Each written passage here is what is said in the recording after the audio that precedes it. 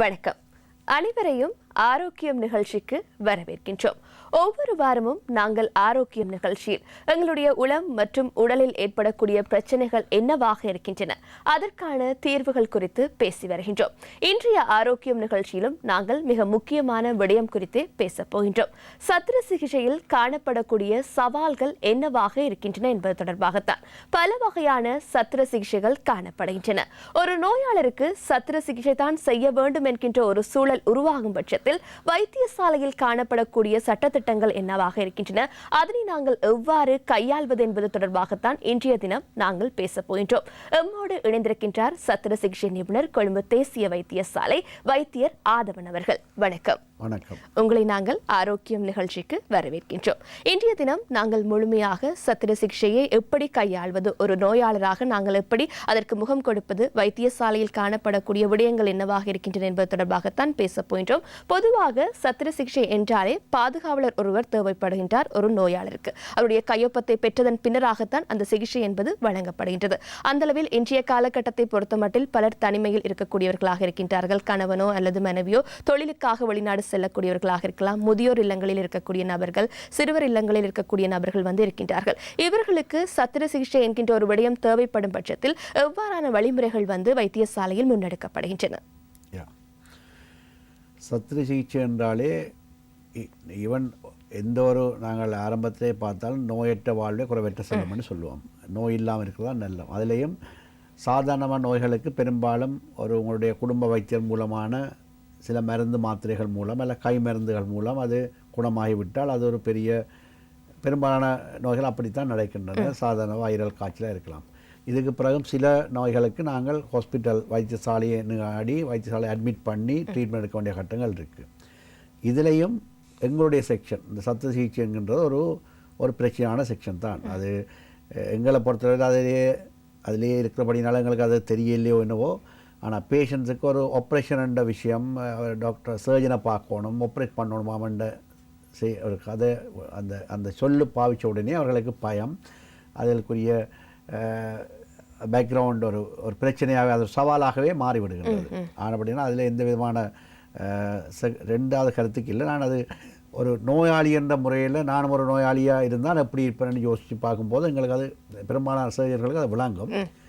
அதே மாதிரி நீங்கள் கேட்ட கேள்விக்கு முதலாவது, எந்த ஒரு சத்திர சிகிச்சையும் அந்த நோயாளி சரியான மனநிலையுடன் இருப்பாராக இருந்தால் அவருக்கு விளங்கப்படுத்தி அவருடைய சம்மதம் இல்லாமல் அவருடைய கையெழுத்து, உண்மையாக சம்மதம் என்கின்றது உண்மையாக நாங்கள் ஒரு சிக்னேச்சர் வேணும். அதை சொல்கிறது இன்ஃபார்ம்டு எக்ஸ்பிளைன்ட் அண்ட் இன்ஃபார்ம்டு கன்சர்ன்னு சொல்கிறது. அவருக்கு வடிவாக விளங்கப்படுத்தி அதுக்கு விளங்கப்படுத்தின பிறகு அவரை ஆமோதிக்கிற ஒரு சம்மதம், அது கன்சர்ன் ஃபார்மில் சைன் பண்ணுறது. அது கவர்மெண்ட் ஹாஸ்பிட்டலாக இருக்கலாம், ப்ரைவேட் ஹாஸ்பிட்டலாக இருக்கலாம், சும்மா சாதாரண கிளினிக்ஸாக இருக்கலாம். இன்னொரு ப்ரொசீஜர் இருக்கும், அதை நாங்கள் அந்த ப்ரொசீஜர் இருக்க வேணும். அது சட்ட முறையில் அது இம்பார்ட்டான மேட்டர் உண்டு. அந்த டாக்குமெண்ட் கட்டாயம் இருக்க வேணும். அப்போ அது கட்டாயம் செய்யும். ஆனால் நீங்கள் சொன்ன மாதிரி அந்த நோயாளி அந்த சம்மதம் அளிக்கக்கூடிய முறையில் மனநிலை அல்ல உடல்நிலையில் இல்லைன்னு சொன்னால், ஒன்றில் வயது முதிர்ந்தவர்கள், சிலவள் அவர்களுக்கு டிமென்ஷியா, ஒரு மனக்குழப்பம், அவர்களுக்கு அவருடைய சிந்தனையாக தன்மை குறைந்தவர்களாக இருக்கும்போது அவர்களிடம் அந்த கையெழுத்தை பெற முடியாது. அப்போ அவர்களுக்காக அவருடைய மகனோ மகளோ அல்லது அவர்களை பராமரிப்பவர்கள், நீங்கள் சொன்ன மாதிரி முதியோர் இல்லங்களில் இருக்கிற முதியோர் இல்லங்கள் இந்த பொறுப்பாளர்கள் அல்லது அவரை பார்க்கின்ற கேர்டேக்கர் அடல்ட்டாக இருக்க வேணும். எபவ் 18 இயர்ஸாக இருந்தால் அவையால் சைன் பண்ணலாம், அந்த சிக்னேச்சர் எடுக்கலாம். மற்றது குழந்தைகள் 14 வயதுக்கு உட்பட்டவர்கள், சிறுவர்கள் என்ற கேட்டகரியில் வருவினோம். அவைகளுக்கு பெற்றோர்கள் அல்லது அவர்களை பராமரிக்கின்ற ஒரு ஸ்கூலில் இருக்கக்கூடிய ஹாஸ்டலாக இருந்தால் அந்த ஸ்கூல் தலைமை பொறுப்பாளர், வார்டன் சொல்லுவோம், அவைகள சிக்னேச்சரோடு நாங்கள் செய்யலாம். அப்போ அதை விட ஈவன் இளம் பிராயத்தினர், நடுத்தர வயதினர், ஒரு மூளை சம்பந்தமான அவர்களுக்கு மாற்றுத்திறனாளிகளாக இருந்தால் அவர்களுக்கும் அவருடைய பெற்றோர்கள் அல்லது அவருடைய சிபிலிங்ஸ், அவருடைய சகோதரர்கள் மூலம் அல்லது அவருடைய பராமரிப்பு காப்பகங்கள் இருக்கக்கூடிய பொறுப்பாளர்கள் மூலமான சிக்னேச்சர் எடுத்தால் நாங்கள் சத்திர சிகிச்சை. அதில் அது அரசாங்க வைத்தியசாலையா தனியார் வைத்தியசாலையான்ற கதையே இல்லை. எங்கேயும் இந்த ஒரு விஷயம் கட்டாயம் செய்ய வேணும். இது பொதுமக்களுக்கு தெரிஞ்சிருக்க வேணும். சத்திர சிகிச்சைக்கு உட்படுகின்ற எல்லா நோயாளர்களும் அவருடைய குடும்பத்தவர்களும் விளைக்கொள்ள வேண்டிய விஷயம், உங்களுடைய உங்கள் யாராளுக்கு சத்த சிகிச்சை நடைபெறுகின்ற என்றால் அது என்ன சத்த சிகிச்சை, அதுக்கு பேர் என்ன, ஏன் செய்கின்றோம், அது என்ன அனஸ்தீசியாவில் செய்ய போயினோம், அது எப்படியான கம்ப்ளிகேஷன், ஈவன் அதில் என்னென்ன பிரச்சனைகள் வரலாம் என்கின்ற கூட உங்களுக்கு வழங்கப்படுத்தி அது நீங்கள் சிக்னேச்சர் கொடுக்க வேண்டிய கட்டாயம் இருக்குது. அது நாங்கள் விளங்கிக்கொள்ள வேணும். அது எந்தவித மாற்றமும் இல்லை, அதில் தெளிவாக இருப்போம். நிச்சயமா. அதாவது நாங்கள் எந்த மாதிரியான சத்திர சிகிச்சைக்கு முகம் கொடுக்க போறோம், அந்த நபரோ அல்லது அவர்களுடைய உறுப்பினர்கள் உறவுகள் சார்ந்தவர்கள் அது சார்ந்த அறிவை பெற்றிருப்பது என்பது மிக அவசியம் என நீங்கள் கூறியிருந்தீர்கள். இன்னொரு விடயமாக பேச வேண்டியதாக இருக்கின்றது. அதாவது சத்திர சிகிச்சை தான் ஒரு நோயாளருக்கு செய்ய வேண்டிய ஒரு கட்டாயம் காணப்படும். சில நோயாளர்களுக்கு இந்த சிகிச்சை என்பதே பிடிக்காத ஒன்றாக காணப்படுகின்றது. சில தருணங்களில் பொருளாதாரம் சார்ந்த சிக்கலின் ஊடாகவும் அவர்கள் இதனை தவிர்த்துக் கொள்கின்றார்கள். அவர்களுக்கு நீங்கள் சொல்லக்கூடிய விடயம் என்னவாக இருக்கும்? நீங்க கேட்ட கேள்வி அது அடுத்த இன்னொரு சவாலாக இருக்கின்றது. என்றால் அவர்களுக்கு சத்திர சிகிச்சை கட்டாயம் செய்ய வேண்டியதாக இருக்கும் போது அவர்களுக்கு அந்த நான் சொல்ற பயம் காரணமாகவோ அல்லது அதை ஒரு பிற்போட்டு அல்லது வேறொரு சிகிச்சை முறை மூலம் இதை நாங்கள் செய்யலாம் என்கின்ற சில ஒரு தேவையில்லாத நம்பிக்கையோ இல்லை வேறு ஆக்களின் அறிவுறுத்தல்களால் மனமாற்றம் அடைந்து சில பேருக்கு அந்த குழப்பங்கள் ஏற்படுறது நாங்கள் எந்த பேஷண்ட் பார்த்துருக்கிறேன். ஆனால் அந்த நிலைமையில் நாங்கள் முதலாவது வடிவாக அந்த அந்த அந்த அந்த பேஷண்டோட குறிப்பாக அந்த சத்த சிகிச்சை செய்கின்ற நிபுணர், இப்போ என்னுடைய பேஷண்டோட நான் கதைக்க வேணும். நான் தான் ஆப்ரேட் பண்ண போகிறேன்னா நான் அந்த பேஷண்ட்டை கூப்பிட்டு அவர்களுக்கு அவருடைய விளங்குகிற மொழியில், முக்கியமாக அவருடைய மொழியில் அவருடைய ஸ்லாங், அவருக்கு தெரிஞ்ச சொற்களை பாவித்து அந்த அவருக்கு ஏற்பட்ட நோயின் தன்மை, அந்த நோயை ஆப்ரேஷன் இல்லாமல் வேறு என்ன வழியிலையும் செய்ய முடியாதுங்கிற ஒரு விஷயத்தையும் சொல்ல வேணும். மற்றது அந்த ஆப்ரேஷனை செய்யாவிட்டு அதால் வரக்கூடிய பாதிப்பு, ஏன் நான் ஆப்ரேஷன் கட்டாயம் செய்யணும்னு ஃபோர்ஸ் பண்ணுறேன். இது ஒரு சாதாரண ஒரு எக்ஸாம்பிள், ஒரு புற்றுநோய் என்று சொன்னால் அது புற்றுநோய் என்று சொன்னதை உண்மையாக அவர் சொல்ல வேணும். சில பேர் ஃபேமிலி மெம்பர்ஸ் சொல்கிறது அந்த அவருக்கு சொல்லாதீங்க சார், டாக்டர் அப்பாவுக்கு அவருக்கு கேன்சர்னு தெரியாது, நீங்கள் சொல்லாதீங்க உண்டு. அது உண்மையாக நான் இந்த பார்க்குற நிகழ்ச்சியை பார்க்குற பொதுமக்களை கேட்டுக்கொள்ள ஒரே ஒரு விஷயம், தயவு செய்து அந்த சர்ஜரிக்கு முதல் ஆரம்பத்தில் உடனடியே சொல்லாட்டிலும் அந்த ஆப்ரேஷன் நடக்கிறதுக்கு முதல் அந்த நோயாளிக்கு அவருக்கு என்ன டிசீஸ், ஏன் இது செய்யணும் என்று தெரிய வேணும். அப்போ தான் அவர் அதை ஒத்துழைப்பேன். அந்த ஒரு பிள்ளையை விடக்கூடாது. இப்போ வெளிநாடுகளில் அதை சொல்கிற பிரேக்கிங் நியூஸ்ன்னா அது ஒரு டே நாங்கள் ஃபிக்ஸ் பண்ணி எல்லாம் சொல்லுவோம், இன்ஃபார்ம் பண்ண வேணும் பேஷண்ட்டுக்கு தெரியாமல் ஒரு சர்ஜரியை செய்யக்கூடாது, அவருக்கு என்ன டிசீஸ்ன்னு சொல்ல வேணும். அப்போ புற்றுநோய்கிற விஷயத்தை சொல்லிட்டோம்னா அப்போ வேண்டும்படி மறக்க மாட்டோம். பெரும்பாலும் புற்றுநோய் இது விட்டு அதிண்ட பாதிப்பின் அளவு தெரியாதபடியாக தான் அவர்கள் அதை அவாய்ட் பண்ணுறது. அவருக்கு வெற்று என்கின்ற அந்த ஒரு விஷயம் தான் இருக்கும். ஆப்ரேஷன்னா தன் உடம்புல கத்தியால் டாக்டர் வெட்ட போகிறார், அதை கீற போகிறார், ஒரு காயம் வரப்போகுது. அப்போன்னு சொல்ல உள்ளுக்கு இருக்கிறது கட்டி வந்து கேன்சர், அதை விட்டால் பிரச்சனை கூடுமென்னு சொன்னால் பரவாயில்ல, டாக்டர் வெட்டி அதை எடுத்துட்டாருன்னா நான் நல்லவன்னு சொல்லி அவள் அக்செப்ட் பண்ணிடணும். அவள் பேஷண்ட்டுக்கு அந்த எல்லா விஷயத்தையும் விளங்கப்படுத்தும் போது அவர்கள் கட்டாயம் அக்செப்ட் பண்ணிவிடும். அப்படி இருந்தும் அவர்கள் இதெல்லாம் இருந்தால் அதை அக்செப்ட் பண்ணாடி நாங்கள் இப்போ சிலவிட ஒரு நம்பிக்கையை நாங்கள் சில ஒவ்வொருடைய சமய நம்பிக்கைகள் அதுகள் இருக்கும்போது அதுகளுக்கு நாங்கள் இடமளிக்க வேணும். ஏனென்றால் என்னை பொறுத்தளவில் ஹெல்த் என்கின்ற விஷயத்துக்குள்ள நான் நடுகளும் சொல்கிறது தான் ஃபிசிக்கல், உடல், சமூக, ஆன்மீக ஹெல்த், நலம், physical, mental, social and spiritual வெல்பீயிங்னு தான் நான் சொல்லுவோம். ஹெல்த் என்கிற ஒருவருடைய சுகாதாரம் என்கின்ற இந்த நாளும் உள்ளடக்கப்பட்டிருக்கணும். அப்போ அவருடைய ஆன்மீக கருத்துகளுக்கு நான் இடமளிக்க வேணும்.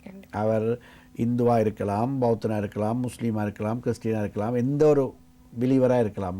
வேறு இந்துக்களிலேயும் பல பிரிவு இருக்குது, கிறிஸ்டியன்லேயும் பல பிரிவுகள் இருக்குது, ஒரு குருவை பின்பற்றுவதாக இருக்கலாம். அப்போ அவருடைய பிலீவை நாங்கள் அக்செப்ட் பண்ணி அதுக்காக அந்த பேசிக்கை மாற்றக்கூடாது. ஆனால் அவருக்கு ஏற்ற மாதிரி அவரையும் நாங்கள் அணைச்சி கொண்டு அந்த சிகிச்சையை ஒரு குறிப்பிட்ட நேரத்தில் செய்கிறதுக்கு ஏற்ற மாதிரி ப்ரிப்பேர் பண்ண பார்க்க வேணும். இது ஒரு டாக்டிக். இதில் ஒரு கவுன்சிலிங் என்கின்ற ஒரு விஷயம் இருக்குது. சில பேருக்கு ஒரு ஸ்ட்ரெஸ், இது அவருக்கு ஏற்படக்கூடிய மன அழுத்தத்தின் ஒரு தாக்கமாகவும் இருக்கலாம். ஒரு எடுத்தோடனே சர்ஜரின்னு சொன்ன உடனே அவருக்கு ஒரு மன அழுத்தத்தாலையும் பெறலாம். அப்போ அவரே ஒரு சைக்காட்ரிஸ்ட், ஒரு கவுன்சிலர், ஒரு சைக்காலஜிஸ்ட் அனுப்பி அதை கவுன்சில் பண்ணி அவரை கொஞ்சம் அதுக்குரிய ட்ரீட்மெண்ட் கொடுத்துட்டோம்னாலும் அவர் வந்து அக்செப்ட் பண்ணலாம். மற்றது இப்போ இன்னும் ஒரு பிரச்சனைனா சில சத்திர சிகிச்சைகள் எப்போ இவர்கள் சத்திர சிகிச்சையை தவிர்க்கிறதுக்கு பார்க்கணும்னா அது அக்யூட் பெயின் இல்லாட்டி இப்போ நான் பார்த்துக்க அப்பெண்டிக்ஸ் அல்ல பித்தப்பையில கற்கள் ஒருக்கா வந்துட்டு மாறிட்ட மருந்தோட மாறிட்டா போயிடணும். ரெண்டாம் தரம் வந்து பெயின் மாறிடுன்னா டாக்டர் ஆப்ரேட் பண்ணி என்ன பெயினை ஏதோ செய்ய விடுங்கன்னு அவையில கெஞ்சி விடும். மற்ற பித்தப்பையில கல்லோட வரைக்கும் அதை செய்ய விடுவோமான்னு யோசிப்பினோம். செகண்ட் டைம் வந்தால் நாங்கள் அதை செய்வோம் என்று வருவினோம். அதே மாதிரி மூலம் அதாவது ஹெமராய்ட்ஸ்ன்னு சொல்லுவோம், அது ப்ளீட் பண்ணி அந்த மலவாசலில் பெயின் ஏற்பட்டு டாய்லெட் போக முடியாமல் அவர்கள் படுற அவசிய பார்த்த உடனே அவர்கள் போய் வந்து டாக்டர் ஆப்ரேட் பண்ணிடுவோம்ட்டு அவையில் வேறு அப்படியான சில அக்யூட் ஸ்டேஜுக்கு அவையில் போயிட்டு நம்மட்டா இப்போ எதாவது தாங்களாவே அந்த பேஷண்ட்டே வந்து கேட்பினோம். ஆனால் சில குரானிக் டிசீஸ் இருக்குது, ஒரு கட்டி இருக்குது, ஒரு மார்பில் ஒரு கட்டி இருக்குது, ஒரு மிடில் ஏஜ் அம்மா ஒரு ஆள் ஒரு பெண்ணுக்கு மார்பில் கட்டி என்றால் அந்த கட்டி எங்களுக்கு தெரியுது விட்டால் கேன்சராக வேறு சான்ஸ் இருக்குது. ஏன்னா அந்த ஃபேமிலியில் ஹிஸ்ட்ரி இருக்குன்னு சொன்னால் அதுங்களுக்கு டவுட்ஃபுல்லான அந்த ஹிஸ்ட்ராலஜிலேயும் டவுட் ஏன்னா கேன்சர் இல்லைன்னா கேன்சர் வரக்கூடிய சான்ஸ் இருக்குன்னா நாங்கள் சொல்லுவோம் இதை எடுத்துடுவோம்ண்டு. ஆனால் அவ வெட்ட விருப்பம்னு சொல்லிடணும். அப்படியே ஆகிடுதுனா சின்ன பிரச்சனை இருக்கும். அந்த ஒரு விஷயத்தில் தான் நாங்கள் கொஞ்சம் வடிவாக அந்த அந்த அந்த பேஷண்ட்டை வடிவாக டேக்கிள் பண்ணி ஓப்பனாக பண்ணணும். அதுவும் ஒரு சவால் தான். ஒரு ஆப்ரேஷன் கட்டாயம் செய்ய வேணுமென்னு டிசைட் பண்ண ஒரு கண்டிஷனுக்கு பேஷண்ட் செய்ய விருப்பம் இல்லைன்னு சொன்னால் அவரை அந்த வழி கொண்டு வரதுக்கு ஒரு முறை இருக்குது. அதுபடி தான் நாங்கள் போகணும். நிச்சயமாக. அதாவது சத்திர சிகிச்சை என்றதுமே நோயாளருக்கு தன்னை அறியாமலே ஒரு மன அழுத்தம் என்பது உருவாகக்கூடிய வாய்ப்புகள் காணப்படுகின்றன. அவருக்கு தகுந்தாற்போல் வைத்தியர்கள் அவர்களை அணுகுவது என்பது மிக முக்கியமான ஒன்றாகவே இருக்கின்றது. அதே போன்று நோயாளர் ஒருவருக்கு தனக்கு எந்த வகையான நோய் ஏற்பட்டிருக்கின்றது, எப்படியான சிகிச்சை வந்து இடம்பெறப் போகின்றது என்பது தொடர்பான அறிவும் மிக முக்கியமானது என்பதை நாங்கள் இந்த தருணத்தில் ஞாபகப்படுத்திக் கொண்டு இன்னும் சத்திர சிகிச்சையில் காணப்படக்கூடிய சவால்கள் என்னவாக இருக்கின்றன என்பது தொடர்பாக பேசலாம் இடைவேளையின் பின்னர். இடைவேளையை தொடர்ந்து இணைந்திருக்கின்றோம். ஆரோக்கியம் நிகழ்ச்சியில் இன்றைய தினம் நாங்கள் சத்திர சிகிச்சையில் காணப்படக்கூடிய சவால்கள் குறித்து பேசிக் கொண்டிருக்கின்றோம். எம்மோடு இணைந்திருக்கின்றார் சத்திர சிகிச்சை நிபுணர், கொழும்பு தேசிய வைத்தியசாலை வைத்தியர் ஆதவன் அவர்கள். அந்த அளவில் சத்திர சிகிச்சை செய்து கொள்ள விருப்பமில்லாத ஒருவரை எப்படி சம்மதிக்க வைப்பது, அவர்களை எப்படி அணுகுவது என்பது தொடர்பாக நீங்கள் கூறியிருந்தீர்கள். இன்னொரு விடயமாக காணப்படுகின்றது, இந்த சத்திர சிகிச்சை செய்து கொண்டால் வலி ஏற்படுமோ அல்லது பெரிய காயங்கள் உருவாகிவிடுமோ என்கின்ற அச்சமும் உளவியல் சார்ந்த அதிக பயத்தை வந்து கொடுக்கின்றது. அவர்களுக்கு நீங்கள் சொல்லக்கூடிய விளக்கம் என்னவாக இருக்கும்? அது நல்ல விஷயம். நாங்கள் பேஷண்டோட நான் சொன்னதால கூட அந்த சத்திர சிகிச்சை நிபுணர் பேஷண்டோட இல்லை பேஷண்ட் ரிலேஷன்ஸோடு இருந்து கதைக்க வேண்டும். அதில் கதைக்கும் போது நாங்கள் முக்கியமாக அந்த நோயின் தாக்கம், நோய்க்கு ஆப்ரேஷன் தான் செய்ய வேண்டிய கட்டாயம் தான் விளங்கப்படுத்துறதோட அந்த ஆப்ரேஷன் டெக்னிக்கையும் கொஞ்சம் விளங்கப்படுத்தலாம். இப்போ நாங்கள் கூட லேப்ரோஸ்கோப் பாவிக்கிறோம். இந்த வயிற்றறையில் செய்யக்கூடிய பல கேன்சர், பல கட்டிகள், ஈவன் பெண்ணியல் சம்பந்தமான கைனகாலஜிக்கல் இந்த கருப்பையில் சினைப்பையில் வரக்கூடிய ovarian and uterine tumours, fibroid எல்லாம் லேப்ரோஸ்கோப்பிலேயே செய்யக்கூடியதாக இருக்குது. அப்போ ஒரு குறிப்பிட்ட காலத்துக்கு முற்பட்டது மாதிரி வயிற்றில் பெரிய வெட்டு காயங்களோ பெயினோ இல்லை ஸ்கார் மார்க்கோ இருக்காது, வளகு இல்லாத ஒரு வெட்டு காயங்கள் தெரியாது. இப்போல்லாம் லேப்ரோஸ்கோப்பிலேயே பெரும்பாலும் செய்யக்கூடியதாக இருக்கும். அப்போ அதை விளங்கப்படுத்தலாம். அதை கொஞ்சம் நாங்கள் சொல்லிக் கொடுப்போம். எப்போ நீங்கள் ஆப்ரேட் பண்ணுற அந்த ஸ்கார் வந்து வெட்டுற ஓப்பனிங் வந்து சின்னனாக வரும்போது பெயினும் குறையத்தான் போகுது. அப்போ ரெண்டு பிரச்சனை நான் இது லேப்ரோஸ்கோப்பை பாய்க்கும்போது லேப்ரோஸ்கோப்பை பித்தப்பையை முன்னொரு காலத்தில் நாங்கள் பித்தப்பை அகற்றோன்னா அந்த வயிற்று இந்த மேற்பகுதியில் ஒரு கிட்டத்தட்ட 7 to 8 10 சென்டிமீட்டர்ஸ் கட் பண்ணி தான் போகணும். உங்களுக்கு போய் அகட்டி அதை தையல் போட்டால் அது பெரிய ஒரு ஸ்கார் இருக்கும், பெயின் இருக்கும். ஆனால் இப்போ 3 துளைகள் மூலம் செய்யலாம். 3 துளைகளும் ஒவ்வொரு சென்டிமீட்டர் துளையில் 3 துளைகள் மூலமாக அப்பெண்டிக்ஸ், பித்தப்பை, குடலில் பல பிரச்சனைகள், ஈவன் இரைப்பையில் ஏற்படக்கூடிய கேன்சர், இரைப்பை அழற்சி, மற்ற இரைப்பை அந்த ஃபண்டோப்ளிகேஷன் சொல்லுவோம், கெஸ்ட்ரைட்டிஸ்க்குரிய சர்ஜரி அதெல்லாம் செய்யக்கூடிய இருக்கும். அப்போ அந்த 1 சென்டிமீட்டர் அன்னைக்கு ஸ்காரம் தெரியாது, மற்ற பெயினும் இருக்காது. அடுத்த நாளே பேஷண்ட் பெரும்பாலும் வீட்டுக்கு போகக்கூடியதாக இருக்கும். அப்போ அது அந்த டெக்னிக்கை விளங்கப்படுத்தும் போதும் பேஷண்ட் அதை அக்செப்ட் பண்ணிவிடும். அதில் வந்து நான் பெரும்பாலும் எல்லா சர்ஜனும் அதை பாவிக்கணும்னு நினைக்கிறேன். பெரும்பாலான பேஷண்ட் இப்போ யூடியூப், அந்த சோஷியல் மீடியா, கூகுள் எல்லாம் பார்க்குறாங்களா இருப்பினும். அப்போ அவர்களுக்கு அவன் கண்டிஷனையும் வழி கொடுக்கலாம். அல்லது அந்த செய்கிற டெக்னிக்கை அவர்கள் பார்க்க விரும்பினா பார்க்கலாம். யூடியூப்பில் போய் அந்த பர்டிகுலர் சர்ஜரி இப்போ இருக்குது அதை பார்க்கலாம். பார்த்து அவையலாகவே வாய்ச்சி அறிஞ்சு கொள்ளலாம். இன்னும் ஒரு முறை இருக்குது, இன்னும் ஒரு சர்ஜன்ட்ட ஒப்பீனியன் சொல்லி படுறது. சில வேளை இப்போ எங்களை டாக்டர் ஆதவன்கிட்ட வந்து செய்ய விருப்பம் இல்லைன்னா இன்னும் எத்தனை சர்ஜன் இருக்கிறோம், இன்னொரு ஆட்ட போய் நீங்கள் ஒப்பீனியன் எடுத்துகிட்டு வாங்கோ என்ன விடலாம். அப்போ என்னமரோட கழிச்சு கொஞ்சம் டைம் போய்க்க அந்த மனது அவருடைய மைண்ட் கொஞ்சம் செட் ஆகும். இதை இன்னொரு சர்ஜனை கொண்டு செய்விக்கிறனால எங்களுக்கு இதில் வந்து இவர் தான் செய்யணும்னு இல்லை, எங்களுக்கு தேவை அந்த நோயாளிக்கு இருக்கிற பிரச்சனை வந்து கேன்சரோ இல்லை கட்டியோ அது அகற்றப்பட வேண்டும். அது சர்ஜன் ஏயாமல் எடுக்கலாம், சர்ஜன் பி இல்லை சியும் செய்யலாம். அப்போ 2 பேர்கிட்ட போய் கதைக்கும் போது அந்த பேஷண்ட்டுக்கு கொஞ்சம் அவரும் சொன்னவர் இவரும் சொல்கிறார், அப்போ நான் இனி யோசிக்கக்கூடாது, டாக்டர்ஸ் சொல்லிக்க நான் முடிவெடுக்கணும், நான் இனி இதுக்கு நிற்கக்கூடாது, இதை விட்டால் எனக்கு பிரச்சனை வரும், உயிராபத்து வரும் அப்படின்ட்டு அவன் கொஞ்சம் அந்த பேஷண்ட் கொஞ்சம் வாசித்து விளங்கின பிறகு சம்மதிக்கிறது நல்லா இருக்கும். அந்த நேரம் எங்களை செய்ய சக்ஸஸும் நல்லா வரும். இதில் வந்து முக்கியமான விஷயம் நான் பார்த்துக்கிறேன், எந்த ஒரு விஷயம் அது சர்ஜரி மட்டும் இல்லை, எந்த ஒரு விஷயமும் நீங்கள் எடுத்தால் அந்த செய்கிறாக்கள் மன ஒற்றுமையோடையும் ஒரு நல்ல நோக்கத்தோடையும் செய்ய அதில் வெற்றி வார வீதமும் ஃபாஸ்ட்டாக இந்த சக்ஸஸ் ரேட் கூட. அப்போ ஒரு ட்ரீட்மெண்ட்டில் பேஷண்ட்டும் டாக்டரையும் ட்ரஸ்ட் பண்ணணும், டாக்டரும் பேஷண்ட்டை நல்லா சுகம்பரம்னு நினச்சி அதை விருப்பமாக செய்யும்போது அந்த சர்ஜரியும் சக்ஸஸாக வரும், சர்ஜரி வரக்கூடிய பிரச்சனைகள் அதில் ஓவர் கம் பண்ண ஈஸியாக இருக்குது. அப்போ அந்த பேஷண்ட் அந்த சர்ஜரியை விரும்பி தானாக அக்செப்ட் பண்ணி வரைக்க செய்கிறக்கு இருக்கிற அந்த அட்வான்டேஜஸ் கணக்கே இருக்குது. ஆனபடினால இதை பார்க்குற நிகழ்ச்சியில் பார்க்குற பேஷண்ட்ஸோ பொதுமக்களோ உங்களுடைய யாராவது ஒரு ஆளுக்கு ஒரு ஆப்ரேஷன் செய்ய வேண்டி வந்தால் நீங்களும் அதை உங்களோட டாக்டர் சொல்லிட்டாருன்னா நீங்கள் கட்டாயம் அதை அந்த பேஷண்ட்டுக்கு சப்போர்ட் பண்ணி சேவிச்சிட்டீங்களா அது உங்களோட சப்போர்ட்டோட அந்த ஏர்லி த பெட்டர். எந்த ஒரு ஆப்ரேஷனோ ட்ரீட்மெண்ட்டோ ஏர்லியாக செய்யக்க அந்த நோயிலிருந்து விடுபடுறதும் அதில் காம்ப்ளிகேஷனில் தப்புறதும் உயிராபத்திலிருந்து தப்புறதுக்கும் சான்சஸ் மிகவும் கூட இருக்குது.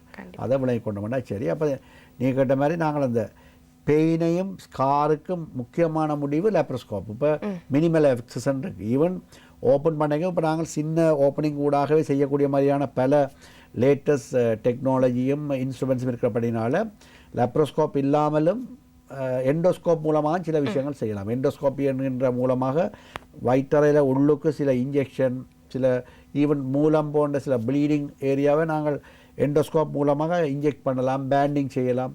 ஈசோஃபேகஸில் இருக்கிற சில பிரச்சனைகள் அப்படி செய்யப்படுகின்றது. மற்ற பித்தக்கான் அடைச்சிருந்தால் அதுக்கு எண்டோஸ்கோப் மூலம் பித்தக்கான அடைப்பை எடுக்கக்கூடிய அந்த குழாய்கள் போடலாம், ஸ்டெண்ட் என்று சொல்லுவோம். ஈவன் ஹார்ட்டில் கூட நீங்கள் தெரியும் தான், இப்போ ஹார்ட் சர்ஜரி பிளாக்குக்கு பைபாஸ் செய்யணும்னு இல்லை, சில பேருக்கு ஒரு பிளாக்குன்னா ஸ்டென்ட் போடணும், வெட்டாமலே சேர்த்து போடணும் ஒரு வெயின் மூலமாக. இதெல்லாம் நேரடியாக நீங்கள் பார்த்தது. அப்போ அப்படி அதற்காக போகும்போது அவர்கள் அக்செப்ட் பண்ணலாம். அப்போ அப்படியான விஷயங்களை விளங்கப்படுத்தும். பெரும்பாலான பேஷண்ட்ஸ் அவருடைய அந்த அந்த நோய் சம்பந்தமான சர்ஜரி அதில் ப்ரொசீடியர் சம்பந்தமான அறிவு குறைவாக இருப்படியால்தான் அவர்கள் அதை அப்போஸ் பண்ணணும், வேறு ஒரு காரணமும் இல்லை. சரியாக கூறியிருந்தீர்கள். அதே போன்று மற்றொரு விடயமாக நாங்கள் முக்கியமாக பேச வேண்டியிருக்கின்றது. பொதுவாக மக்கள் மத்தியில் இருக்கக்கூடிய குழப்பமாக இருக்கின்றது. அதாவது எங்களுக்கு சிகிச்சை பெற வேண்டும் என்றாலே தனியார் வைத்தியசாலைக்கு செல்வதா அல்லது அரசு வைத்தியசாலைக்கு செல்வதா? குறிப்பாக சத்திர சிகிச்சை என்று வந்துவிட்டால் அரசு வைத்தியசாலைக்கு சென்றால் காலதாமதமாகும், பராமரிப்பு சிக்கல்கள் காணப்படுகின்றன, அல்லது தனியாருக்கு செல்ல வேண்டும் என்றால் எங்களுக்கு பணம் அதிக அளவில் செலவாகும் என்கின்ற இரு வகையான கேள்விகள் அங்கு நிலவுகின்றது. இவர்களுக்கு நீங்கள் சொல்லக்கூடிய தெளிவான விளக்கம் என்னவாக இருக்கும்? எங்களை நாட்டை பொறுத்தளவில் நான் எங்கள் நாட்டை பற்றி தான் கதைக்கிறேன், நான் இங்கே ப்ராக்டிஸ் பண்ணுறேன். மற்றது சில நாடுகளில் தனியார் வைத்தியசாலையில் தான் கூடுதலான இதுக்கு, குறிப்பாக நாங்கள் இந்தியாவை எடுத்துக்கொண்டால் நீங்கள் தனியார் வைத்தியசாலை தான் கூட நாடுவினோம். அங்கே முதல் அந்த அதுக்குரிய வசதிகளும் இருக்குது. மற்ற அரசாங்க வைத்தியசாலையில் ஒரு சரியான டிஃப்ரெண்ட் நீங்கள் போய் பார்க்கலாம். சில நாடுகளில் அரச வைத்தியசாலைகள் தான் இருக்குது. அப்படி இருந்தால் என்ஹெச்எஸ்ன்னு சொல்லுவோம். இப்போ யூகேயில் சிங்கப்பூர் நாடுகளில் பார்த்திங்கன்னா அங்கே அரசாங்கம் அதை வந்து இன்சூரன்ஸ் எல்லா குடிமக்களும் ஹெல்த் இன்சூரன்ஸ் இருக்கும். அவருடைய இன்கம் எல்லாருக்கும் பேர்க் இருக்கும், அதாவது எல்டர்ஸ் அவைக்குரிய கோட்டா இருக்கும், அவருக்கு ஃப்ரீ இன்சூரன்ஸ் இருக்கும். அப்போ அவர்கள் என்ஹெச்எஸ் நேஷனல் ஹாஸ்பிட்டல் சிஸ்டத்துக்கெலாம் போவினோம். அப்போ அவைக்கு அந்த கார்டை கொண்டு போனால் சரி, அப்போ அங்கே இந்த பிரச்சனை இல்லை. ஆனால் எங்கள் நாட்டில் இந்த 2 செக்ஷனும் இருக்குது, தனியார் வைத்தியசாலையும் அரச வைத்தியசாலையும் இருக்குது. ஆனால் எங்கள் நாட்டை பொறுத்தவரையில் ஃபார்ச்சுனேட்லி அரச வைத்தியசாலைகள்லையும் தனியார் வைத்தியசாலையில் நடக்கின்ற சத்திய சிகிச்சைகளும் அந்த சிகிச்சை நிபுணர்களும் ஒரே தரத்தை பேணுறதை நான் பார்க்கக்கூடிய இருக்குது. அந்த நீங்கள் நான் சொல்கிற வேற வடிவாக பிள்ளைங்க கொள்ள வேணும் என்னென்னா சத்து சிகிச்சையும் சிகிச்சை முறைகளும் ஒரே சேர்த்தப்படும். இப்போ இருக்கிற இடம் அந்த கட்டிடம் அதுகளில் நீங்கள் அதோட வழி தோட்டத்தை வச்சு நீங்கள் கணக்கு இதை பார்க்கக்கூடாது. ஹாஸ்பிட்டல்ஸ் பழைய கட்டிடமாக இருக்கலாம். இப்போ நீங்கள் ஒவ்வொரு டிஸ்ட்ரிக்ட் ஹாஸ்பிட்டலும் எடுத்தால் அது பழைய கட்டிடம் தான் எவ்வளோ காலமாக இருக்குது. இப்போ கிட்டல கட்டின தனியார் ஹாஸ்பிட்டலை வச்சு நாங்களும் இருந்த பழைய வீடு அப்பா அம்மாண்ட வீட்டையும் இப்போ நாங்கள் புதுசாக கட்டின வீட்டையும் கம்பேர் பண்ணிடலாம். புதுசாக கட்டின ஒரு வீட்டில் எல்லாம் தான் இருக்கும். ஆனால் அந்த நான் சொல்கிறேன் அன்பு பாசமே இல்லாத ஒரே மாதிரி தான் இருக்கும். அதே மாதிரி தான் கட்டிடங்கள் பழசாக இருக்கலாம். இப்போ நீங்கள் யாழ்ப்பாண போதனா வைத்தியசாலையும் புது கட்டடங்கள் இருந்தாலும் பழைய கட்டடங்களும் இருக்கின்றது. வெட்டிக்கலோ வேறு மாதிரி எங்களோட கேண்டியில் பார்க்கலாம். இங்கே கொழும்பிலையும் எங்களோட ஹாஸ்பிட்டல் நேஷனல் ஹாஸ்பிட்டல் பார்த்தா பழைய கட்டடங்கள்லாம் இருக்குது. இன்னும் இப்போ புது பில்டிங் கட்டினாலும் பழைய பில்டிங்ஸும் இருக்குது. எல்லா ஆராய்ச்சியும் போய் பாருங்கள். லேடி ரிச்வே அதே மாதிரி புத்தளம் ஹாஸ்பிட்டல் எல்லா டிஸ்ட்ரிக்ட் ஜெனரல் ஹாஸ்பிட்டலும் ஒரு குறிப்பிட்ட காலத்துக்கு அப்பாற்பட எல்லாம் காலகாலமாக கட்டுப்பட்ட கட்டிடங்கள். ஆனால் அங்கே ஒர்க் பண்ணுற எல்லா சர்ஜன்ஸும் எல்லா டிஸ்ட்ரிக்ட் ஹாஸ்பிட்டலும் சர்ஜன்ஸ் இருக்கிறோம். நாங்கள் எல்லாரும் இங்கே ஒரு குறிப்பிட்ட 3 years ஒரு ரீஸ்டார் பீரியட் ஒரு 2 years எஸ்ஆர்பி இந்த வெளிநாட்டில் பயிற்சி பெற்று அந்த எல்லா பயிற்சிகளும் சரியாக செய்து எல்லோரும் ஒரே ஸ்டாண்டர்டான சர்ஜன் தான் இருக்கிறோம். இப்போ ஒரு வெளியில் உள்ள ஆள் கொழும்பில் உள்ள குறைவு அப்படின்னு சொல்லவே இல்லை. நாங்கள் ட்ரான்ஸ்ஃபரில் போய் நான் வாவனியாலையும் நான் ஒர்க் பண்ணினேன். அதே மாதிரி இப்போ அங்கே ஒர்க் பண்ணால் நாளே கொழும்பிலேயே ஒர்க் பண்ணுவேணும்.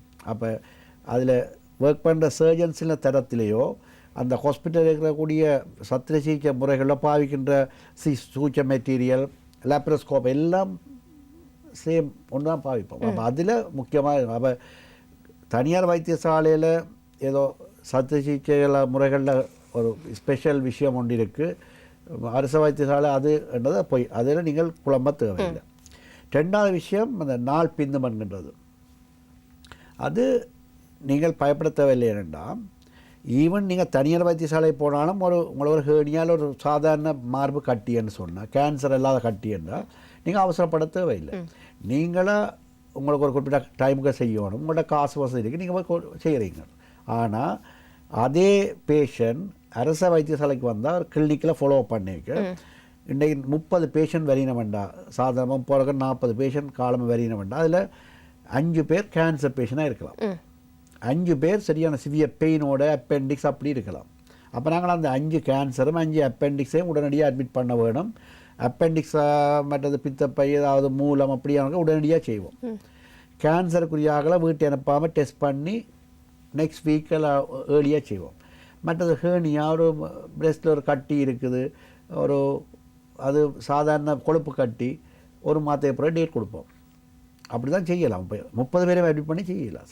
அப்போ அது ஒரு ஒரு ஒரு ஒரு நடைமுறை ஒரு சிஸ்டம் ஒன்று இருக்குது. அதுபடி செய்வோம். அதில் உங்களுக்கு இப்போ பிந்திக்கு 6வது ஒரு பேஷண்ட் கேன்சர் அல்லது அக்யூட் பெயின் ஒரு அப்பெண்டிக்ஸோடு போய் கவர்மெண்ட் ஹாஸ்பிட்டல் எங்கே இருந்தாலும் செய்யாமல் போஸ்ட்போன் பண்ணி உங்களுக்கு ஒரு மாதத்தை பிரசவம் பண்ணி செய்தது அல்லது கேன்சர் உங்களுக்கு வச்சிருக்கலாம்னு சொல்லி இது இப்போ செய்ய தேவையில்லை, ஒரு பிரச்சனை கொடுக்காண்டு அப்படி ஏதாவது நடந்திருந்தால் நாங்கள் யோசிக்கலாம். அப்படி நடக்காது. யாராவது பொதுமக்களுக்கு அது விளங்கும் உடனடியாக. ஈவன் சிலவில் கவர்மெண்ட் ஹாஸ்பிட்டல் வெரி ஃபாஸ்ட்டாகவும் இருக்கும்.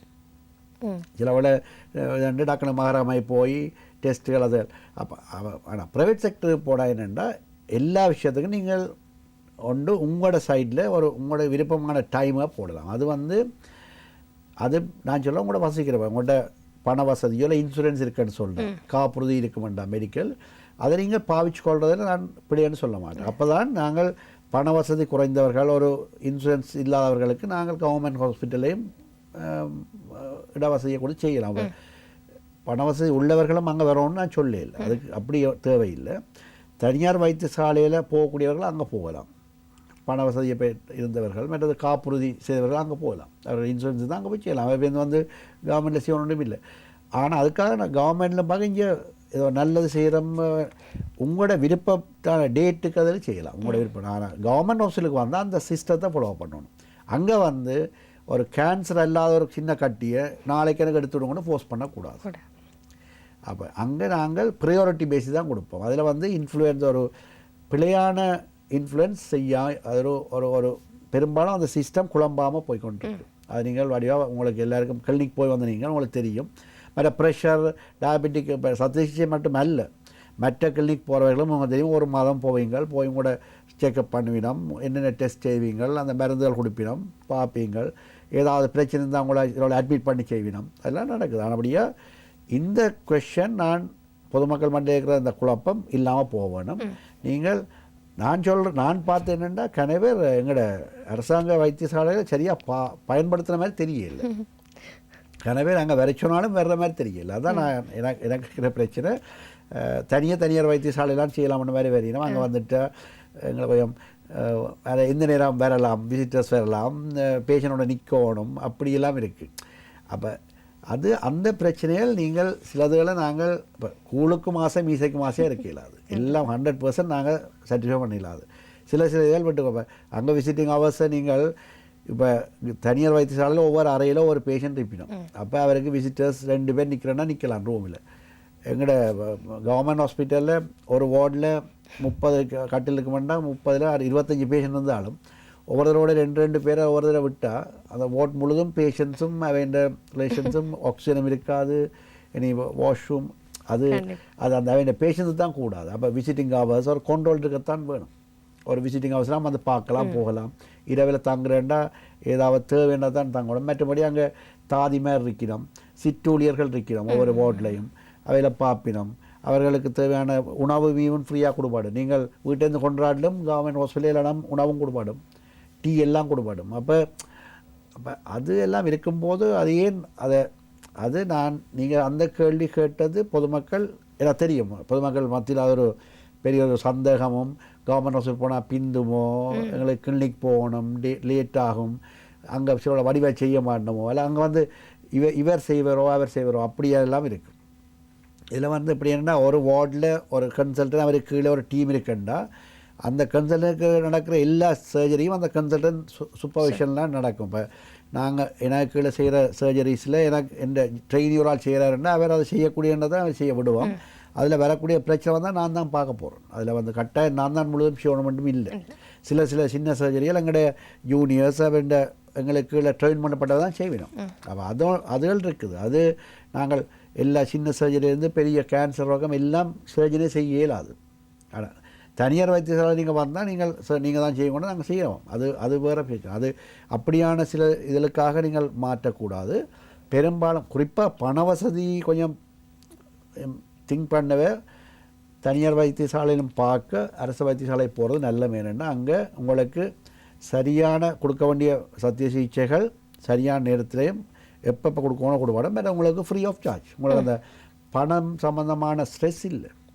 அது நீங்கள் தேவையில்லாத பிரச்சனை. அதை நீங்கள் கவனமாக அந்த சவாலை நீங்கள் சிம்பிளாக ஃபேஸ் பண்ணலாம். கண்டிப்பாக அருமையா. தனியார் வைத்தியசாலை மற்றும் அரசு வைத்தியசாலையில் இருக்கக்கூடிய நல்ல விடயங்கள் என்னவாக இருக்கின்றன, இருந்தாலும் 2 இடங்களிலுமே வந்து ஒரே வகையான சிகிச்சை முறைகள் தான் அளிக்கப்படுகின்றன. அங்கே இருக்கக்கூடிய வரையறைகளுக்கு ஏற்ப நோயாளர்களுக்கான சிகிச்சைகள் வழங்கப்படுவதாக எங்களுக்கு வைத்தியர் தெளிவாக கூறியிருந்தார். அந்த அளவில் இன்றைய ஆரோக்கியம் நிகழ்ச்சியில் நாங்கள் பேசிக் கொண்டிருக்கக்கூடிய விடயமாக இருக்கின்றது சத்திர சிகிச்சையில் காணப்படக்கூடிய சவால்கள் என்னவாக இருக்கின்றன, எங்களுக்கு நோயாக நாங்கள் குணப்படுத்தக்கூடிய விடயத்தை தாண்டியும் வெளியில் நாங்கள் எப்படியான விடயங்களை கையாள வேண்டியிருப்பது என்பது தொடர்பாகத்தான் பேசிக் கொண்டிருக்கின்றோம். தொடர்ந்து பேசலாம் இடைவேளையின் பின்னர். தொடர்ச்சியாக இருந்திருக்கின்றோம் ஆரோக்கியம் நிகழ்ச்சியில். இன்றைய தினம் சத்திர சிகிச்சையில் காணப்படக்கூடிய சவால்கள் குறித்து நாங்கள் பேசிக் கொண்டிருக்கின்றோம்.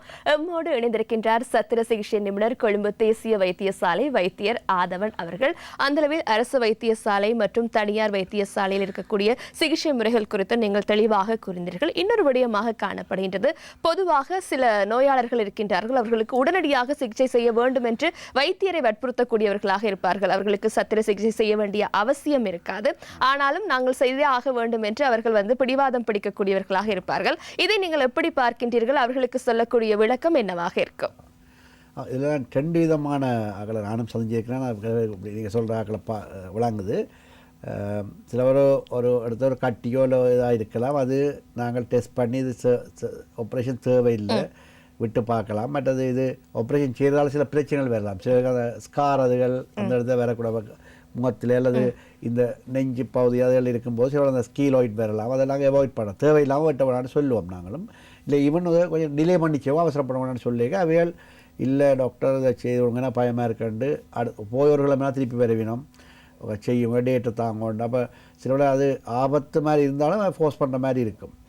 அப்படியான நேரத்தில் நாங்கள் அதுவும் நான் முதல் சொன்ன மாதிரி ஒரு கட்டம் தான் கொஞ்சம் அவருடைய ஸ்ட்ரெஸ் ஆன்சைட்டின்னு சொல்லுவோம். இது ஒரு சில பேருக்கு ஒரு ஆன்சைட்டி டிஸார்டர் ஒரு தாக்கமாகவும் இருக்கலாம். அவர் ஒரு சைக்காட்ரிக் பேஷண்டாக கூட இருக்கலாம்.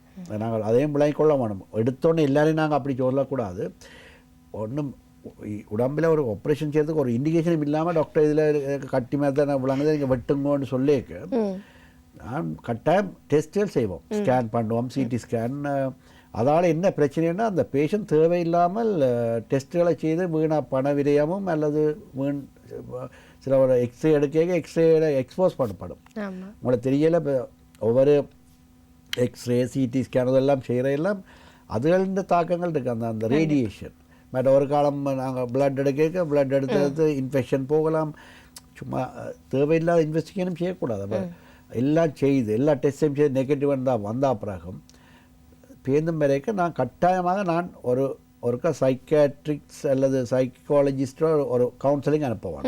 ஒரு என்ன மன ரீதியானதாக பாதிக்கப்பட்டிருக்கான அதை நாங்கள் கட்டாயம் ஒரு அட்வைஸ் எடுக்க வேணும் அந்த பேஷண்ட் பற்றி. அதை விட சில பேர் இருக்கிறோம் சில காரணங்கள் சொல்லிவிடும். இப்போ எக்ஸாம்பிள் ஒரு ஜங்கல் வாரான், அவளுக்கு மார்பில் ஒரு கட்டி இருக்குன்னு வந்து செக் பண்ணால் ஒரு சின்ன ஒரு 2x2 சென்டிமீட்டர் சின்ன ஃபைப்ராய்டுனோமா நாங்கள் நார்மலாக அப்படியானது டெஸ்ட் பண்ணி கேன்சர் இல்லைன்னா அதை விடலாம். கட்டாயம் வெட்டணும் இல்லை, நீங்கள் எதாவது பிரச்சனை கொடுத்தா வெட்டலாம், அல்லது ஆப்ரேட் பண்ணுவோம். அல்லது அது சைஸ் பெருசாக வந்தால் ஆப்ரேட் பண்ணோன்னா நான் அவையில் நெக்ஸ்ட் மந்த் சிலவா ஏதோ வேலை நிமித்தமாக அல்லது திருமணம் ஒழுங்குபடுத்தப்பட்டு வெளிநாடு செல்ல இருக்கிறேன்னு சொன்னால் டாக்டர் எனக்கு வெயிட் பண்ணல, நான் நெக்ஸ்ட் மந்த் அப்படி இங்கே போகிறேன், வெளிநாட்டுக்கு வேலைக்கு போகிறேன், போனால் 5 இயர்ஸ் வர மாட்டேன். அல்ல நான் ஒரு படிப்புக்கு போகிறேன், மேல் படிப்புக்கு போகிறேன், 2 இயர்ஸ் வர மாட்டேன், அங்கே போய் நான் எனக்கு ஆப்ரேட் செய்ய பிரச்சனை. அது அப்படியே அந்த ரீசன் சரியாக இருந்தால் அந்த எந்த ஒரு பேஷனும் அதுக்கு ஒரு ஆப்ரேஷனுக்குரிய சத்து சிகிச்சைக்குரிய ஒரு கண்டிஷன் இருக்குது. நாங்கள் பார்த்து இது கேன்சரும் இல்லை, இது ஆப்ரேஷன் இப்போ அவசரமாக செய்ய தேவையில்லைன்னு சொல்லவும் இல்லை டாக்டர் எனக்கு வாரக்கிழமை இந்த டேட்டுக்குள்ளே செய்ய விடுங்கன்னு கேட்க ஏன்னு கேட்டால் ஏன் அப்படி கேட்குறீங்கன்னா அதுக்கு ஒரு காரணம் சொல்லுங்க தானே. அந்த காரணம் எங்களால் எங்களோட ரிஸ்க்குக்கு விளங்கப்படுத்தக்கூடிய இருந்தால் நாங்கள் ஆப்ரேஷனை ஏன் அவாய்ட் பண்ணுறோமோ அதுக்கு மேலால் அது தெளிவுபடுத்தினா அதை நாங்கள் கட்டாயம் செய்வோம். அதில் எந்த விதமான பிரச்சனையும் இல்லை. ஆனால் நான் சொல்கிறேன், நீங்கள் சொல்கிற பிரச்சனைனா இது வந்து சவாலுன்னே டாக்டருக்கு தான் சவால், பேஷண்ட்ஸுக்கு இல்லை. இப்படி ஒரு பேஷண்ட் வந்து உடம்பில் ஒரு கட்டி ஒன்றும் இல்லை கூட டெஸ்ட் பண்ணலாம் நார்மல் என்ன இல்லை டாக்டர் எனக்கு இதில் இப்படி வருது வெட்டிவிடுங்கன்னா அது உண்மையாக அந்த சர்ஜன் தான் பாவம், சர்ஜனுக்கு தான் சவால். அவர் நான் என்ன டேக்கிள் பண்ணோம் என்ன மாட்டா அனுப்பலாம். அதில் குறிப்பாக யாராவது எங்களோட கோபமான சும்மா யோகு சொல்கிறேன், யார் எனக்கு சர்ஜன் எனக்கு பிடிக்கல அவர்கிட்ட அனுப்பிவிட்டா நல்லா இருக்கும். அல்லது ஒரு சைக்காட்ரிஸ்டில் அனுப்புவேன். என்ன சைக்காட்ரிஸ்டில் அனுப்பினா அவையல் கவுன்சில் பண்ணுவினோம் இல்லை ட்ரீட்மெண்ட் செய்வினோம். சில பேருக்கு இதுதான் ஒரு ஆன்சைட்டி டிஸார்டர் ஒரு முதலாவது சைனாக இருக்கலாம். நாங்களாம் கண்டுபிடிப்போம். சில பேரை வெளியில் பார்த்து உள்ளுக்கு மேலே அழுத்தத்தோடு திரும்பினா இப்படி ஒரு விஷயங்கள்லாம் கண்டுபிடிக்கலாம். அடிக்கடி ஹாஸ்பிட்டலுக்கு போய் வரக்கூடிய சில பேர் அதுக்காக டயபெட்டிக்கலால் போய் வர்றது வேறு விஷயம்.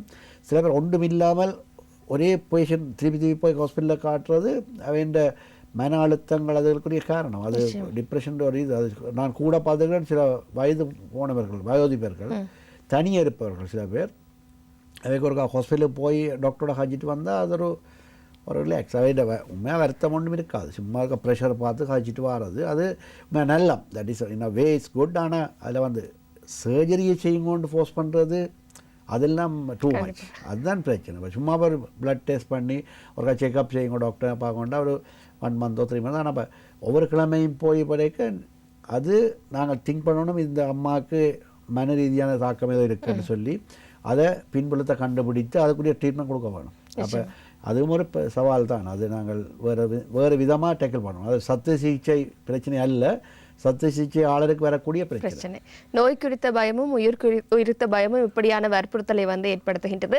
நோயாளரை வைத்தியருக்கு வைத்தியராக ஆகக்கூடிய ஒரு சூழலும் உருவாகக்கூடிய வாய்ப்புகள் காணப்படுகின்றன. நிச்சயமாக இது வைத்தியர்களுக்கான சவால்களாகவே இருக்கின்றது. அதனை நீங்கள் எப்படி கையாள்வது என்பது குறித்து தெளிவாக கூறினீர்கள். நாங்கள் ஏற்கனவே சொல்லியிருந்தோம், அதாவது சத்திர சிகிச்சைக்கு முகம் கொடுக்கக்கூடிய ஒருவருக்கு பாதுகாவலர் என்பது மிக அவசியமான ஒன்றாக இருக்கின்றது வைத்திய சட்ட திட்டங்களில். அதே போன்று இன்றைய காலகட்டத்தில் அதிகமானவர்கள் தனிமையாகவே குறைவாகவே இருக்கின்றார்கள். முதியோர்களை நாங்கள் எடுத்துக்கொண்டாலும் கூட பிள்ளைகள் வெளிநாட்டில் வேலை செய்யக்கூடியவர்களாக இருப்பார்கள். அவர் ஒரு சத்திர சிகிச்சை செய்ய வேண்டிய நோயாளராக இருக்கக்கூடிய சந்தர்ப்பம் காணப்படின் அவருக்கு திடீரென மயக்கமோ அல்லது ஏதேனும் வருத்தம் ஏற்பட்டால் அவர் எப்படி வைத்தியரை நாடுவது, எப்படியான வழிவகைகள் காணப்படுகின்றன?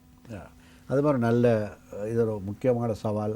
அது இப்போ எங்கட நாட்டிலையும் நீண்ட காலமாக நடந்த இந்த போர் காரணமாகவும் இடப்பெயர்வுகளாலையும் கன பேரண்ட்ஸ் முந்தி இளமையாக இருந்தவர்கள் இப்போ வயது போயிட்டுது அவர்களுக்கு.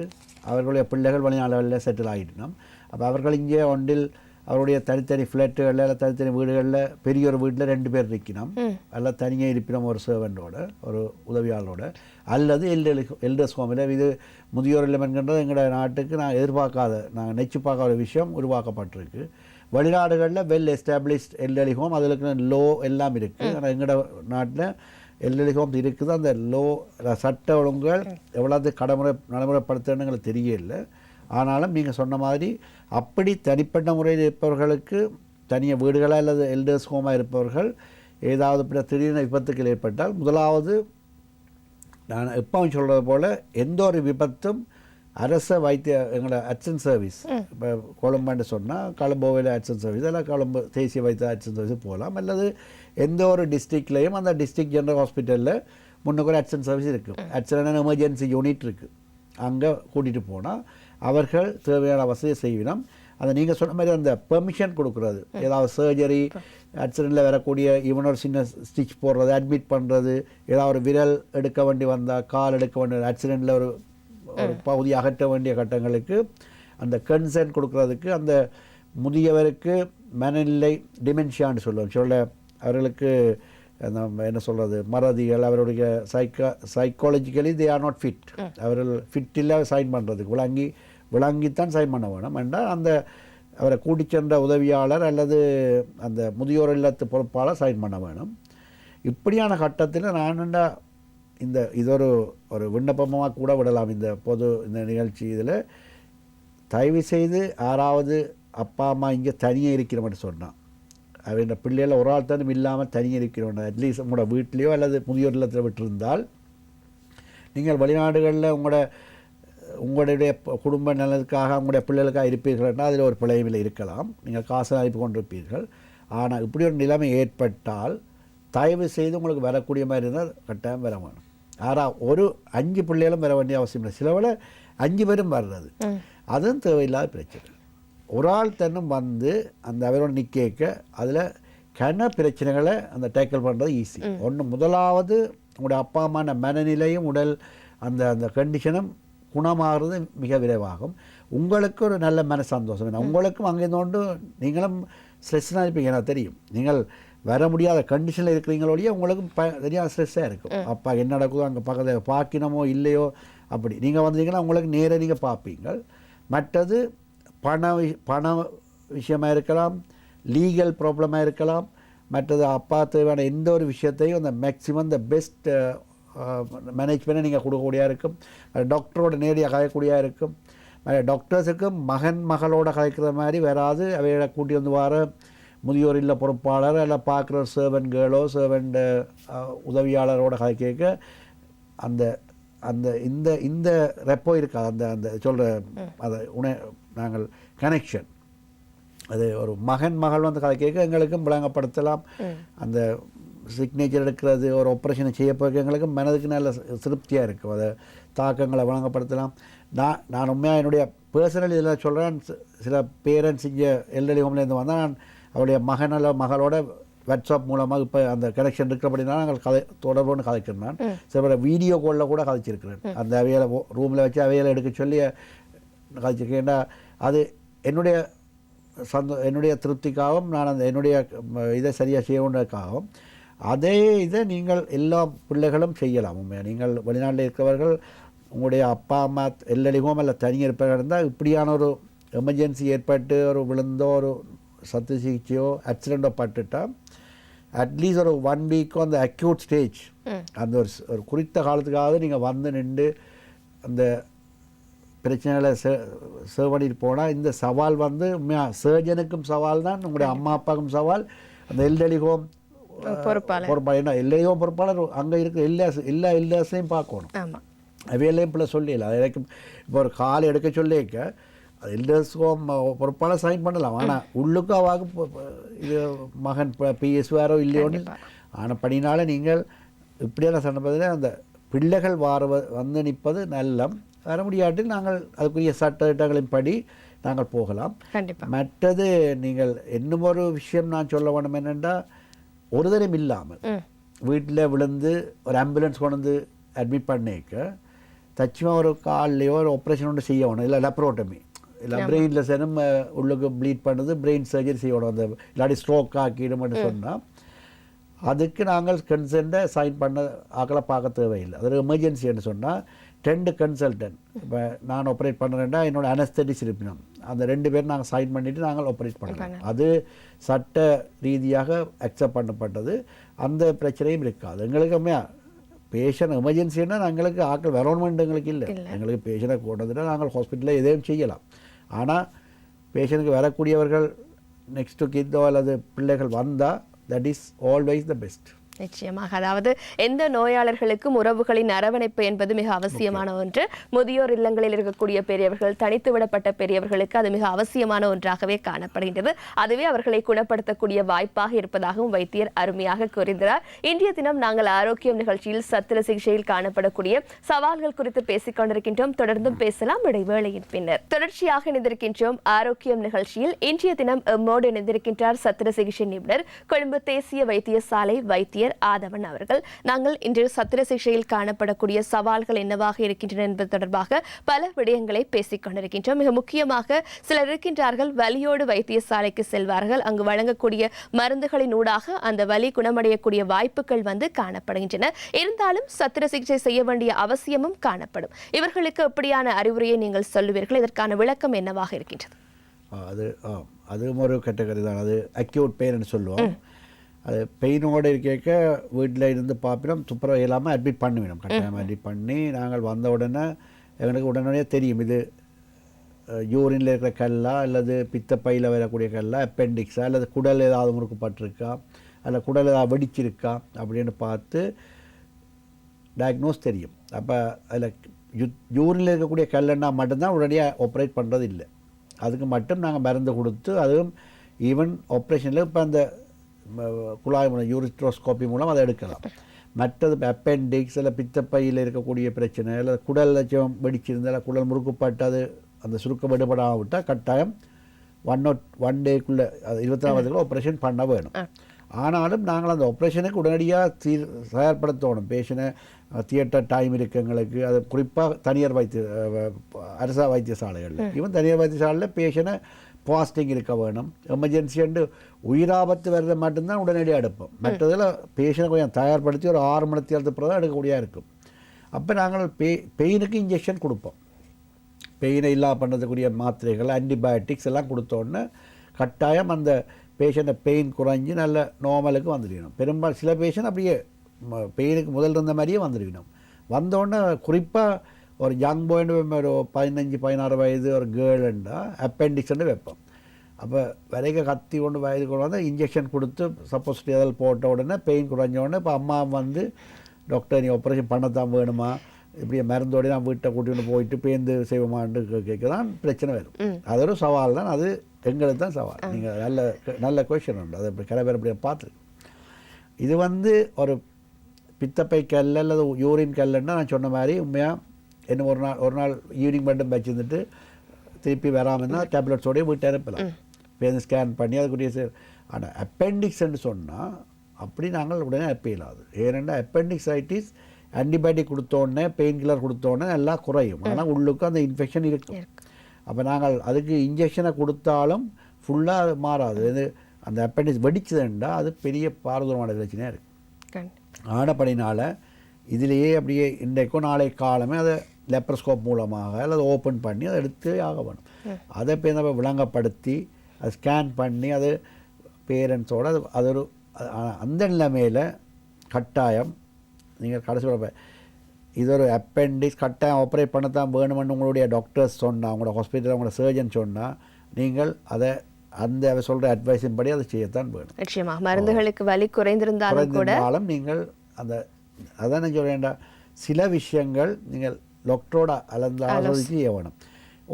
ஒரு சில விஷயம் அவர் டாக்டர் சொன்னார், இது பரவாயில்லை, இது நீங்கள் அப்பெண்டிக்ஸ் இல்லை, ஏர்லியாக செய்வோம், நீங்கள் வேணால் அவசரமான இப்போ நாளைக்கு ஒரு எக்ஸாம் இருக்குது பிள்ளைக்கு, நாளைக்கு ஒரு ஃபங்க்ஷனுக்கு போகணும், அது நாங்கள் இங்கே இல்லை, இப்போ இங்கே கொழம்புல எஃப்னாலேருந்து வந்து நிற்க வந்த டாக்டர் நாளைக்கு எஃப்னா போகிறோம், இன்றைக்கு சுகமானா எஃப்னால போய் எஃப்னால செய்கிறேன். அப்போ அப்படி அதான் எந்த ஒரு விஷயத்துலையும் உண்மையை சொல்ல வேணும். உண்மையை சொல்லி கதை கேட்க டாக்டர்ஸும் அதை விளங்க படிச்சிடும். ஆனால் ஈவன் நீங்கள் ஜெஃப்னாலேருந்து வந்தான்னு இப்போ வெளிநாட்டிலேருந்து வந்த நாளே ஃப்ளைட்டுனாலும் எமர்ஜென்சின்னா எமர்ஜென்சி தான். ஈவன் இன்றைய ஃப்ளைட் ஈவினிங் ஃப்ளைட் யூகே போகணும், இப்போ உள்ளுக்கு அப்பெண்டிக்ஸ் வெடிச்சிட்டுதுன்னா நாங்கள் மருந்து கொடுத்து அனுப்பிடலாம்.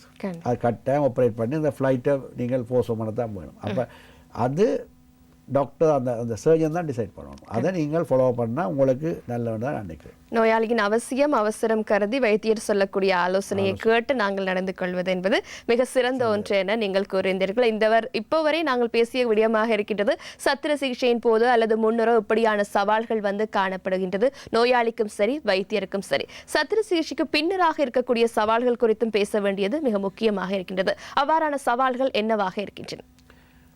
சத்திர சிகிச்சை பிறகு வரக்கூடிய சவால் என்று சொன்னால் நம்ம 1-2 பார்த்தீங்கன்னா இமீடியட்டாக அந்த இன்ஃபெக்ஷன், சத்திர சிகிச்சை செய்த பிறகு அந்த ஸ்காரில் வரக்கூடிய இன்ஃபெக்ஷன், அது குறிப்பாக டயபெட்டிக் ஆட்களுக்கு வீட்டில் போய் அந்த சத்திர சிகிச்சை ஏரியாவை வடிவாக அதை சுகாதார முறைப்படி அணுகாமல் இருந்து நியூட்ரிஷன் சாப்பாடு நல்லா சாப்பிடாமல் உடலில் அவர்களுக்கு எதிர்ப்பு சக்தி இல்லாதவர்களுக்கு இன்ஃபெக்ஷன் கிருமி தொட்டு ஏற்படலாம். நாங்கள் ஆப்ரேட் பண்ண இடத்துல கிருமி தொட்டு ஏற்பட்டால் அது ஒரு சேலஞ்ச் தான். அதை நாங்கள் திருப்பி அட்மிட் பண்ணி ஆன்டிபயோட்டிக் கொடுத்து திருப்பி அந்த ஆப்ரேட் பண்ண தோல் பகுதியை ஓப்பன் பண்ணி க்ளீன் பண்ணி ட்ரெஸ்ஸிங் போட்டு அனுப்ப வேண்டியிடம், திருப்பி தையல் போட வேண்டியிடம், ஸ்கார்ப் இருக்கா, அது ஒரு சேலஞ்ச். அது காரணம் ஒன்று டயபெட்டிக்காக இருக்கலாம், ரெண்டாவது அவர்களுடைய வீட்டை போன பிறகு அவர்கள் போஸ்ட் ஆப்ரேட்டிவாக வீட்டில் அந்த சுகாதார முறைப்படி அணுகாததால், மூன்றாவது ஒரு காரணம் மல்நரிஷ்ட், அவர்கள் சரியான சத்துணவுகளை சாப்பிடாமல் உடம்பில் எதிர்ப்பு சக்தி குறைவாக இருந்தால், நோய் எதிர்ப்பு சக்தி குறைவாக இருந்தால் நோய் கிருமிகள் மைக்ரோ ஆர்கானிசம் அதில் இன்ஃபெக்ஷன் ஆகினதால தான் இப்படி வரலாம். அது வந்து இன்ஃபெக்ஷன் வரலாம். ஒரு குறிப்பிட்ட காலத்துக்கு பிறகு அதே கண்டிஷன் திருப்பி வர மாதிரி வாரது. அது குறிப்பாக ஒரு ஹேர்னியாவாக இருக்கலாம், ஒரு கட்டி எடுத்தது திருப்பி ஒரு கட்டி வாரது, அது நடக்கக்கூடிய ஒரு விஷயம். அதை எல்லாலேயும் வராது, ஒரு குறிப்பிட்ட பெர்சன்டேஜ். ஆனால் இப்போ ஹேர்னியை போன்ற ஆப்ரேஷன்ஸ் இப்போ அந்த மெஷ் ரிப்பேர் வைக்கிறபடினால இப்போ 100க்கு 0.01% தான் சொல்லலாம் அவர்களுடைய ரிகரண்ட் ரேட். ஆனால் ஒரு கட்டி இருக்கிற இடத்துல ஒரு லம்ப் எடுத்துட்டு திருப்பி அதே மாதிரி லம்ப் வந்தால் அது நாங்கள் சஸ்பிஷியஸ், அது நாங்கள் மேற்கொண்டு அதை பரிசீலனை செய்யணும். இது கேன்சராக இருக்குமா, இது அது மேற்கொண்டு நாங்கள் டீல் பண்ண தான் வேணும். இதெல்லாம் ஒவ்வொரு சவால்கள். அதை நம்முடைய ஆப்ரேட் பண்ண ஆப்ரேஷன் செய்த சத்திர நிபுணருடைய அட்வைஸின் படி செய்வதான் நான் அட்வைஸ் பண்ணணும்னு நினைக்கிறேன். நிச்சயமாக சத்திர சிகிச்சைக்கு பின்னர் நாங்கள் சத்தான உணவை சாப்பிடுவது, சுகாதாரமாக இருக்க வேண்டியது மிக மிக முக்கியமான ஒன்று என கூறினார்.